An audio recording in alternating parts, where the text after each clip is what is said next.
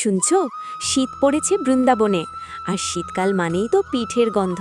চারদিক যেন মিষ্টি রসে আর গুড়ের সুবাসে ম ম করছে। মা যশোদার হেসেলে আজ মহা আয়োজন। ওদিকে ছোট্ট গোপাল, সে তো পিঠের লোভে অস্থির। ঘুম ভাঙতেই তার প্রথম কাজ রান্নাঘরের দিকে পা বাড়ানো। কত পিঠে, দুধ পুলি, পাটিসাপটা, নারকেল পিঠে। গোপালের মন এখন শুধুই মিষ্টির দিকে। মা, আর কত দেরি, একটা পিঠে দাও না। ইস, চোরের মতো লুকিয়ে কেন? তোমার জন্য তো সবচেয়ে বড় আর মিষ্টি পিঠেটাই রেখেছি, আমার ননি চোরা। দাঁড়াও, গরম পিঠে খেলে জিভ পুড়ে যাবে। তারপর মা যশোদা সাবধানে ফু দিয়ে ঠান্ডা করে নিজের হাতে গোপালকে সেই উষ্ণ দুধপুলিটি খাইয়ে দিলেন। আহ, সেই মায়ের হাতের যত্নে মেশানো পিঠের স্বাদ যেন স্বর্গের চেয়েও মিষ্টি। মা, তোমার হাতের পিঠে সবচেয়ে ভালো।